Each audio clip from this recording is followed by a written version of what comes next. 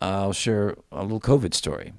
At the very beginning of COVID, there was a lot of discussion in Facebook. This is before the real censorship started happening, and I saw a thread where people were, were just like, obviously were very concerned and worried about, the vaccines coming out, with the uncertainty of it all.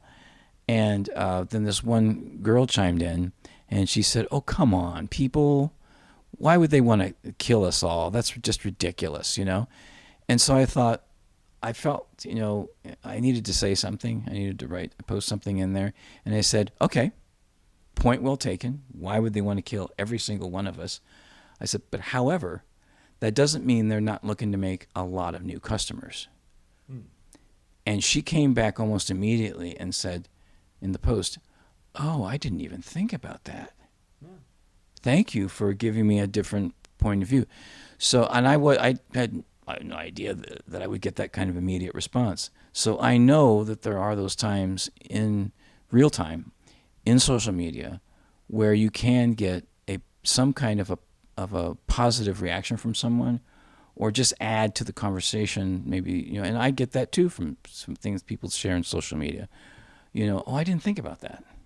And that helps. I should say, have an enlightening moment, regardless of what the issue might be. Well, you can go back to, I think, in the late 1700s, there was a writer named Robert Malthus, and he looked at the French Revolution happening across the Channel. He was in England, and he said, "Oh, well, the French Revolution happened because there's too many people, and that this is called overpopulation." And he wrote this essay called "The Principle of Population Growth," where he argued that every effort needed to be made to not prolong the life of the poor.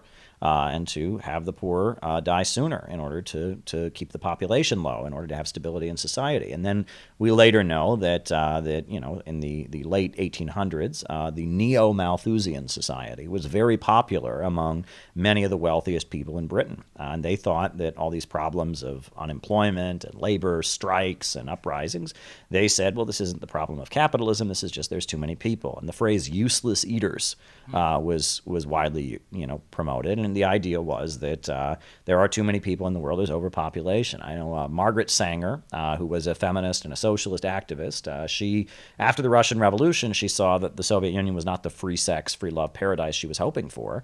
And so she became a Malthusian. And during the Great Depression, she went around saying that the Great Depression was caused by overpopulation. And she spoke at Ku Klux Klan meetings. She argued that birth control and abortion could be used to eliminate certain races and certain ethnic groups, and that she went from being a socialist to being, a far-right racist and such, because she bought into this idea that we need to reduce the population. There are too many people in the world, and that is how many of the richest people in the world feel.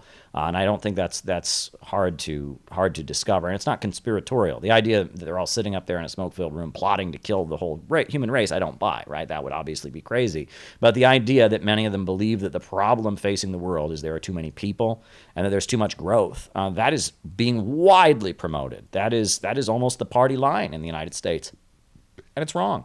It's not true, right? The human race, human beings are the source of all wealth. We're not useless eaters. Human beings are the creators of all the value that exists in the world. With human beings, we can advance. And people talk about limited resources. This is a very common thing I hear from people. Well, it's true that there are limited resources in the world. And, if we were still burning wood to heat our homes, we would have deforested the planet centuries ago. But we don't. We started burning coal, and now we burn natural gas. We have electrical heat. And that the whole history of the human race is our reinvention of our relationship with nature, right? When one fuel source, one energy source, one mode of production becomes outmoded, we reach a higher plane. And that's why China is putting so much money and funding into fusion energy research right now, because fossil fuels has its limitations.